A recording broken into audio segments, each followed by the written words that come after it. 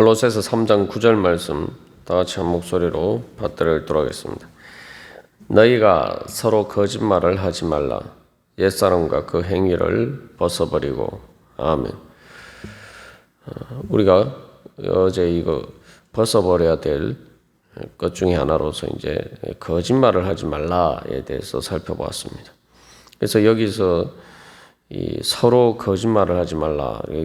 그래서 이 관계에서 우리가 취해야 될 가장 중요한 자세를 이야기를 하고 있죠.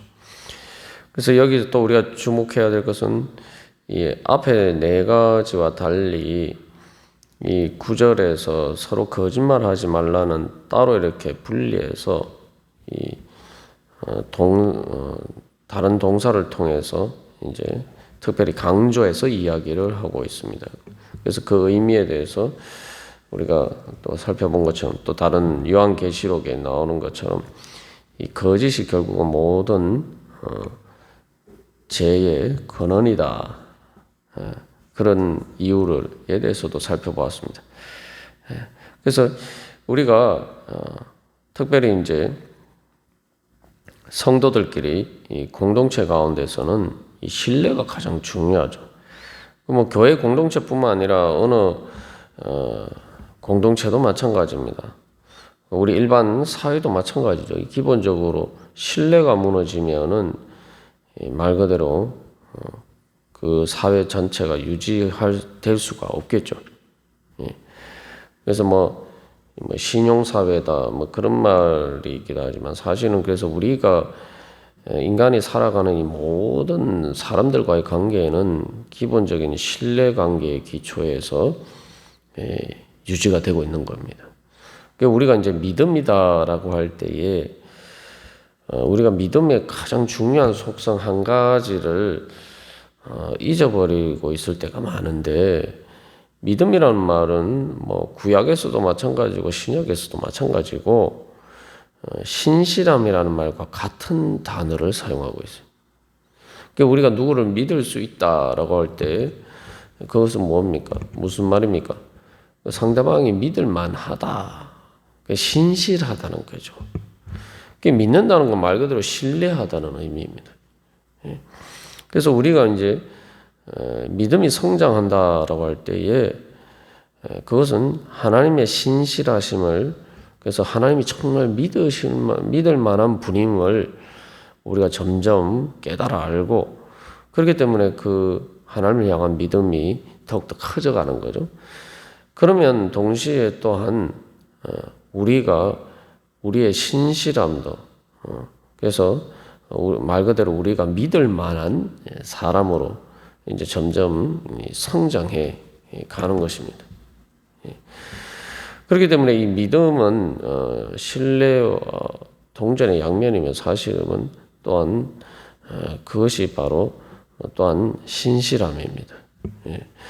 그래서 교회 공동체 가운데서 이제 믿음이 성장한다라고 했을 때에 뭐 일반 사회도 마찬가지지만 결국 그 믿음이라는 것이 모든 교회 공동체의 가장 근본적인 이제 토대가 되는 거죠. 근데 이제 이 거짓말을 하는 것은 바로 이 믿음을 허무는 것이고, 결국 그렇게 되면 교회 자체를 무너뜨리는 거죠. 기초에서부터 무너뜨리는 것이 되죠. 그래서 이제 우리가 뭐 교회를 통해서 신앙생활을 하다가 시험에 드는 그 이유들이 뭡니까? 대부분 다 믿었는데 그 믿음이 깨어지는 경우들이 때문에 우리가 이제 시험에 들게 되죠. 하나님께서는 우리가 부족하고 우리가 말 그대로 사실 뭐 우리 자신을 믿을 수가 없지만 하나님께서는 말 그대로 우리를 믿어 주시는 거예요. 그렇기 때문에 우리를 믿어 주시는 하나님 때문에 우리가 주님을 향한 그 믿음을 가지고 또 우리 자신도 그 가운데서 우리의 믿음이 세워지게 되는 것입니다. 그래서 진리와 반대되는 의미에서 또 이 거짓이 교회 공동체를 무너뜨리는 가장 큰 주범이기도 하지만, 또한 믿음과 정반대되는 믿음을 깨트리는 것이기 때문에 또한 그렇기도 합니다. 그래서 믿음이라고 할 때 거짓말을 하지 말라라고 할 때는 이것은 단순히 말뿐만 아니라 바로 우리가 행동하고 대하는 모든 그 관계 가운데서 우리가 순수하고 순전하고 진실한 태도를 가지는 것이 필요합니다. 그래서 여기서 이제 또 중요한 것은 그래서 이제 서로라는 말을 통해서 사도 바울이 그러한 관계에 대해서 이제 강조를 하고 있죠.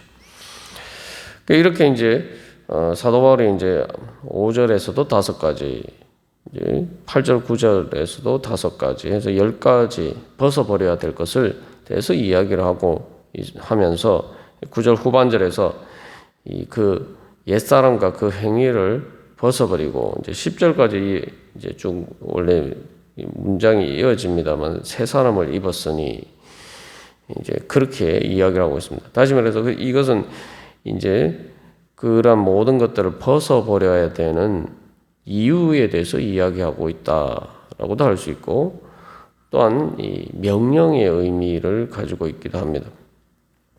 이제 이게 문법적으로는 주 동사가 8절에서 모든 것을 벗어버려라. 그리고 9절에서 너희가 서로 거짓말을 하지 말라. 이게 두 가지가 주 동사인데 옛사람과 그 행위를 벗어버리고 새 사람을 입었으니 이것은 이제 분사구로 수식을 하고 있습니다.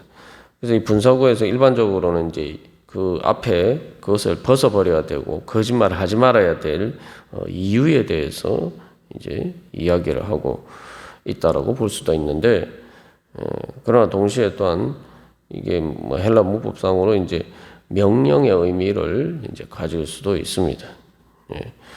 이게 이제 왜 이런 문법적인 것들 해석이 그걸 이야기하느냐 하면은 이게 이 말씀이 사실은 우리가 그렇게 해야 될 이유기도 하면서 또한 그것이 명령이기도 한다는 거죠.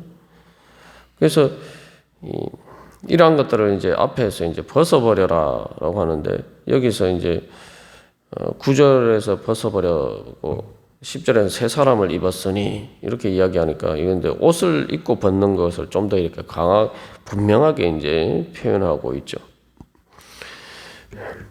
그래서 마치 우리 옛사람과 그 행위를 벗어버리는 것을 옷을 벗어버려야 되는 것처럼 그런 식으로 표현하고 있어요. 그래서 이것이 이제 말 그대로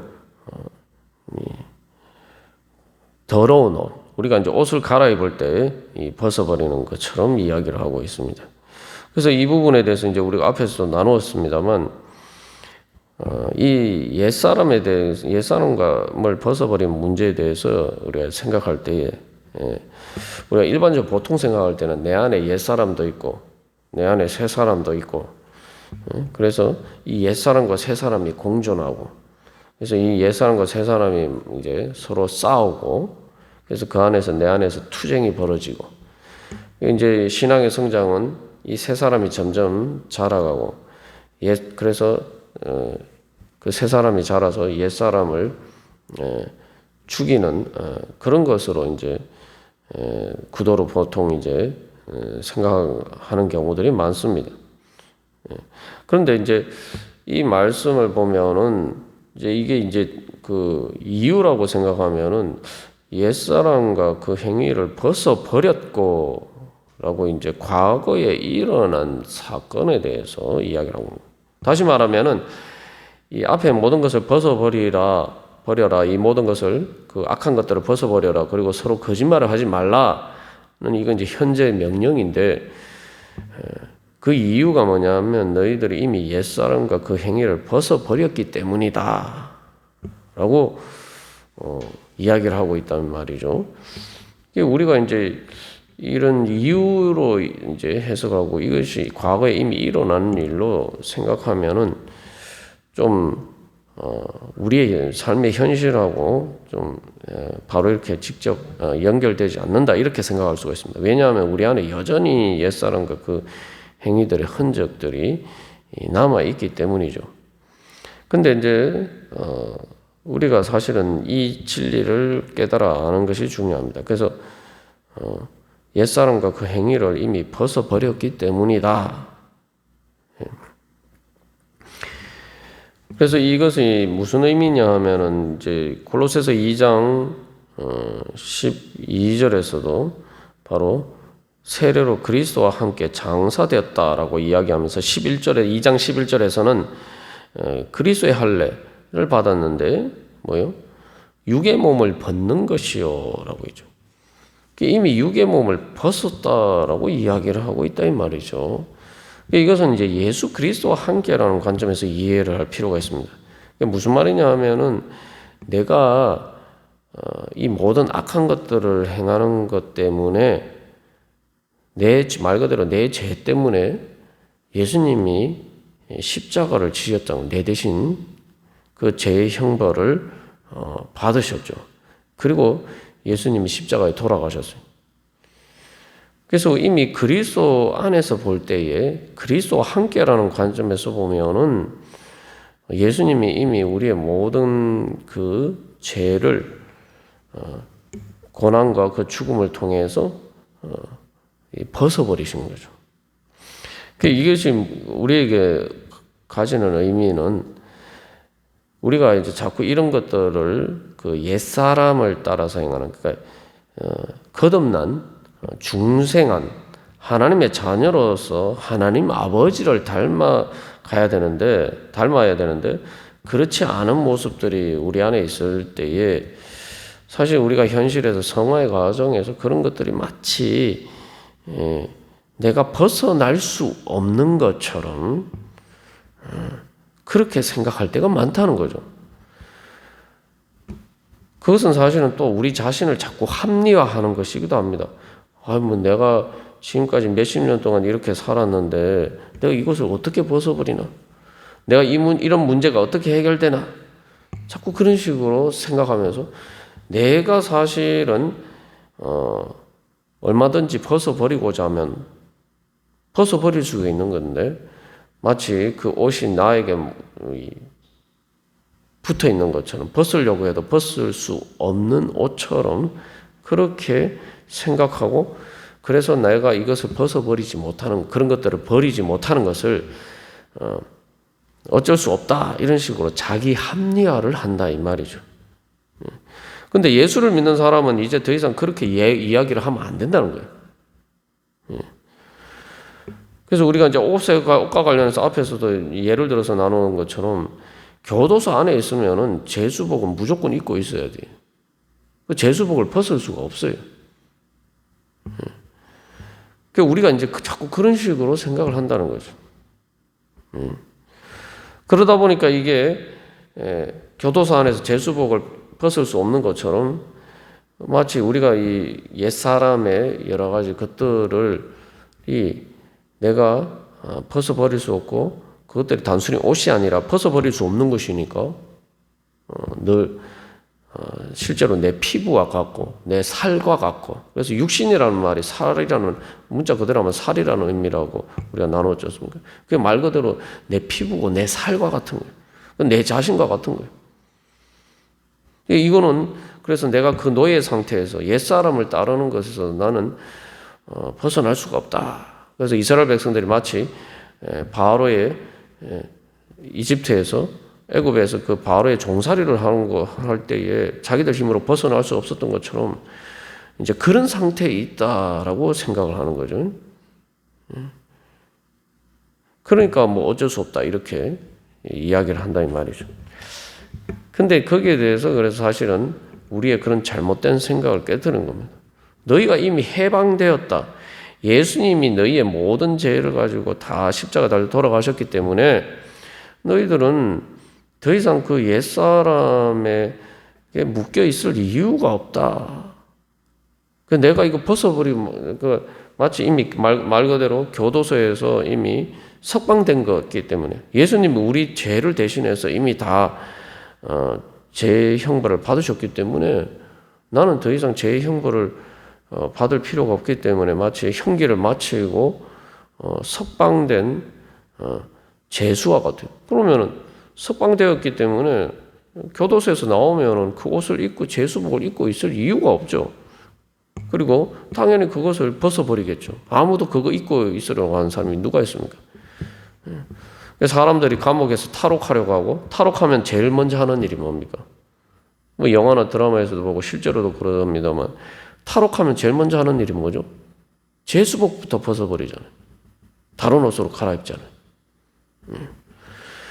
그 예수님을 통해서 우리가 이미 죄와 사망의 권세에서 해방되었기 때문에 내가 예수님을 믿음으로 그 벗어버리면 얼마든지 제수복 교도소에서 석방된 사람이 제수복 벗어버리는 것처럼 얼마든지 벗어버릴 수 있는데 마치 누가 그 옷을 못 벗어버리도록 교도소 안에 있는 것처럼 자꾸 그렇게 생각하고 너희가 그것을 입고 그 안에서 그렇게 살아가느냐. 우리는 더 이상 그런 사람이 아니라는 거죠. 그래서 사실 여기 이 말씀을 통해서 사도 바울이 전하고자 하는 바는 우리가 참된 복음을 깨달아 알아야 합니다. 내가 복음을 믿는데 복음이 뭡니까? 예수님이 나를 죄에서 구원하셨다. 그렇기 때문에 나는 더 이상 죄에 얽매여 살 필요가 없다는 거예요. 예수 그리스도의 구원을 경험한다는 것은 그 예수 그리스도의 구원 통해서 구원의 은혜를 받기 전에는 내가 어쩔 수 없이 마치 그것에 의해서 마치 노예가 쇠사슬에 묶여서 끌려가는 것처럼 그렇게 끌려갈 수밖에 없었지만 예수님이 그 모든 것을 다 벗어버리셨다. 예수님이 거기 대신 그 모든 것들을 받으셨기 때문에 나는 해방이 된 거죠. 그러니까 내가 끌려갈 이유가 없어요. 그 다음부터 내가 끌려간다는 것은 내가 끌려가는 게 아니라 사실 내가 따라가는 거예요. 근데 나는 어쩔 수 없이 끌려갈 수밖에 없어서 자꾸 이런 식으로 우리가 자신을 합리화하고 사실은 그게 거짓말이에요. 그게 사탄의 거짓에 속는 거예요. 나는 벗어버릴 수가 있는데 자꾸 사탄은 아직도 뭐 이스라엘 백성들이 광야에서도 자꾸 이렇게 애고의 바로에게 묶여 있는 것처럼 해서 자꾸 바로에게 돌아가려고 하는 관성이 작용하듯이 자꾸 우리가 이제 사탄의 거짓에 속아서 야 너는 벗어버릴 수가 없어. 너 같은 인간이 어떻게 지금까지 몇십 년 이러고 살았는데 뭐 이제 와서 이런 걸 벗어버릴 수가 있어. 너는 여기서 내 종에서 내 종로로 타는 데서 절대 너는 벗어날 수가 없어. 이렇게 이야기한다 이 말이죠. 사탄이 그런 식으로 우리를 속이는데 더 이상 거기 속을 필요가 없다 이 말이에요. 왜냐하면 예수 그리스도께서 우리의 모든 죄를 입고 그 육신의 몸을 십자가에서 죽으심으로 벗어버리셨기 때문에 더 이상 사탄은 우리에게 주장할 권리가 아무것도 없다. 그래서 내가 다시 한번 늘 주님 앞에 나올 때마다 주님의 십자가 앞에서 내가 옛사람을 벗어버렸다. 그 옛사람을 벗어버렸다는 건 예수님이 십자가 죽음을 통해서 말 그대로 육신이 죽으면서 몸을 벗어버리잖아요. 육신이 죽으면 육신을 벗어버린 거 아닙니까? 그렇게 예수님이 벗어버리셨기 때문에 내가 그 예수님의 십자가 앞에서 다시 한번 왜 예수님께서 나에게 가져가셔서 내가 입고 있던 더러운 옷을 예수님이 대신 입으시고 그리고 그것 때문에 십자가에 죽으심으로 또 그것을 완전히 벗어버리셨는데 그것을 제거해 주셨는데 왜 내가 다시 거기에 있느냐. 나는 해방된 사람이다. 나는 자유인이다. 내가 더 이상 그 가운데서 살 수가 없다. 그래서 빨리 그 제수복을 빨리 벗어버려야지. 주님, 그러면서 주님의 십자가 앞에서 그 모든 것을 훌훌 털어버리고 자유롭게 다 벗어버리라는 거죠. 그렇기 때문에 이제 이거 이유면서도 동시에 명령이 우리가 지켜야 될 명령이 되기도 하는 겁니다. 우리 오늘도 주님의 기도하면서 주님 앞에 나갈 때 주님의 십자가 앞에서 정말 우리를 얽어매고 있는 모든 그런 옛사람과 그 행위들을 또 다 내려놓고 다 벗어버리고 자유하게 되면서 주님의 은혜 가운데 살아가시기를 간절히 소망합니다. 다 같이 기도드리겠습니다.